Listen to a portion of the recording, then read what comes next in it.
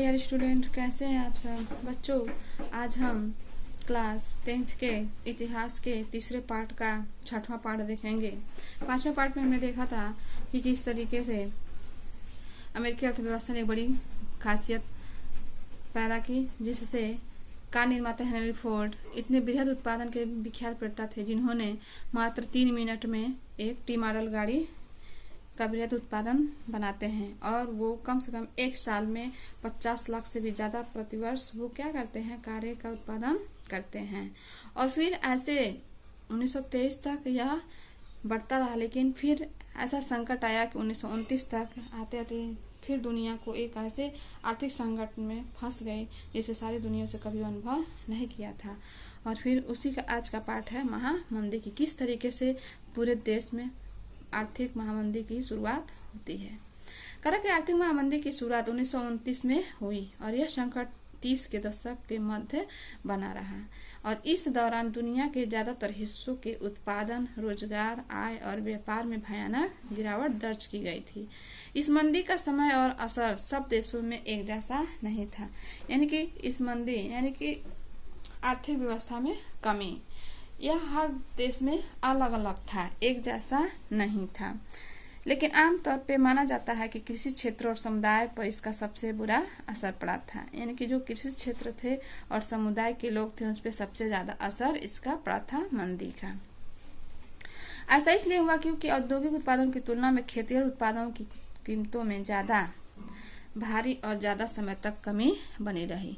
और इस महामंदी के कारण थे यह हम पहले ही देख चुके हैं कि युद्धोत्तर विश्व अर्थव्यवस्था कितनी कमजोर थी, यानी कि युद्ध के समय जो विश्व का अर्थव्यवस्था था कितना कमजोर था। और पहला कारण यह था कि कृषि में अति उत्पादन की समस्या बनी हुई थी और कृषि उत्पादन की गिरती कीमतों के कारण स्थिति और भी खराब हो गई, यानी कि कृषि क्षेत्र जहाँ पे उत्पादन एकदम अधिक हो गया था और इसकी समस्या यही थी कि जो कृषि उत्पादन था उसकी जो कीमत होती वो सबसे कम हो गई थी। कीमतें गिरी और किसानों की आय घटने लगी, तो आमदनी बढ़ाने के लिए किसान उत्पादन बढ़ाने का प्रयास करने लगे ताकि कम कीमत पर ही सही लेकिन ज्यादा माल पैदा करके वो अपना आय स्तर बनाए रखें। फिर करा कि फलस्वरूप बाजार में कृषि उत्पादों की आमद और भी बढ़ गई और जाहिर है कि कीमतें और नीचे चली गईं। खरीदारों के अभाव में कृषि उपज बड़ी सड़ने लगी थी, यानी कि जब खरीदारी नहीं रहेंगे तो हम उत्पादन पर के क्या करेंगे, तो वो सड़ेगा ही सड़ेगा। तो वही हाल उस समय हुआ था 1929 के दशक में। फिर करा कि दूसरा कारण यह था कि 1920 के दशक के मध्य में बहुत सारे देशों ने अमेरिका से कर्ज लेकर के अपनी निवेश संबंधी जरूरतों को पूरा किया था, यानी कि जो उनके खर्च करने की जरूरत थी उन्होंने पूरा किया। जब हालात अच्छे थे तो अमेरिका में कर्ज जुटाना बहुत आसान था, लेकिन संकट का संकेत मिलते ही अमेरिका उद्यमियों ने के होश हो गए। लेकिन जैसे उन्हें संकट का अनुभव हुआ, उन्हें महसूस हो गया और वे जो अमेरिका से कर्ज लेकर के काम करते थे उनके होश उड़ गए।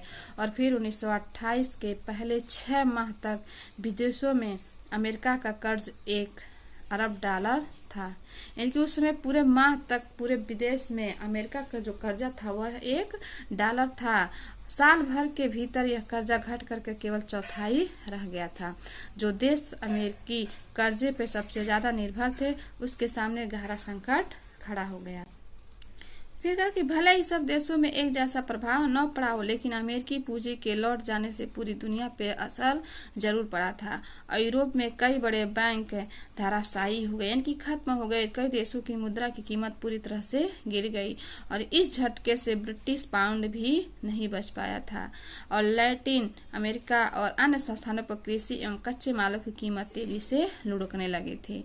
फिर अमेरिकी सरकार इस महामंदी से अपनी अर्थव्यवस्था को बचाने के लिए आयातित पदार्थों पर 2 गुना सीमा शुल्क वसूल करने लगी और इस फैसले ने विश्व बाजार की कमर ही तोड़ डाली, यानी कि जो अमेरिकी सरकार थी और इस महामंदी के कारण उसने क्या किया, अपनी अर्थव्यवस्था को बचाने और आयातित पदार्थों पे क्या किया, उसका 2 गुना सीमा शुल्क लगा दिया। ये करा कि बेरोजगारी, ये चित्र है बेरोजगारी लाभ के लिए कतार में खड़े लोग, यानी कि जो बेरोजगारी लाभ मिल रहा था वो अमेरिका के लोग हैं जो लाइन में खड़े हुए हैं। फिर कहा कि औद्योगिक देश में भी मंदी का सबसे बुरा असर अमेरिका को ही झेलना पड़ा। कीमतों में कमी और मंदी की आशंका को देखते हुए अमेरिकी बैंकों ने घरेलू कर्जे लेना बंद कर दिया।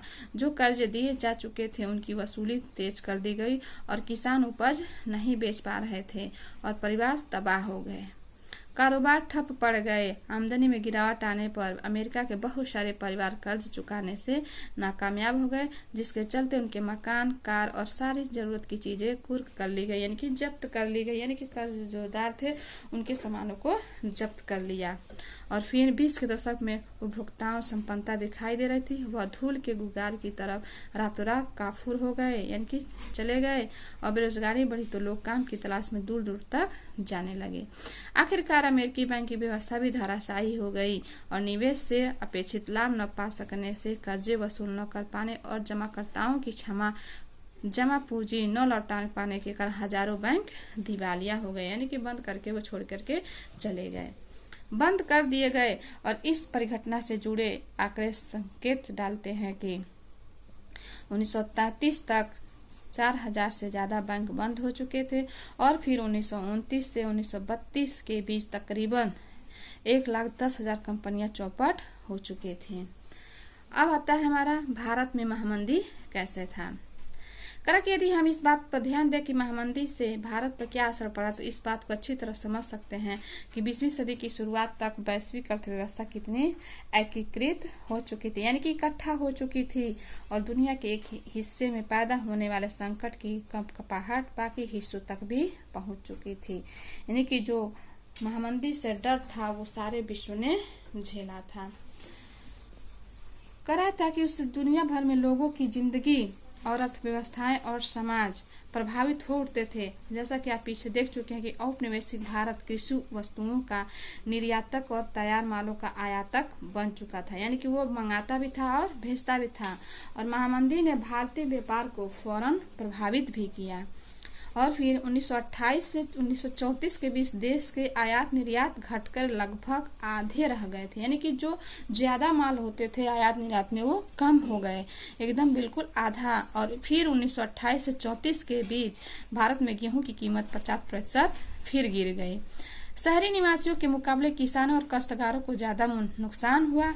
यद्यपि कृषि उत्पादों की कीमत तेजी से नीचे गिरी, लेकिन सरकार ने लगान वसूल में छूट देने से साफ इनकार कर दिया, यानी कि वह जितना लगान वसूलना चाहता था उतना लगान वसूलने लगा। सबसे बुरी मार उन काश्तकारों पे पड़ी जो विश्व बाजार के लिए उपज पैदा करते थे, यानी कि जो पूरे विश्व के लिए उत्पादन करते थे, सबसे ज्यादा घाटा उन्हें लगा था। फिर बंगाल के लूट पटसन उत्पादों की जो यानी कि जूट उत्पादकों को देखिए, वे कच्चा पटसन उगाते थे जिससे कारखानों में डाट की बोरियां बनाई जा सके।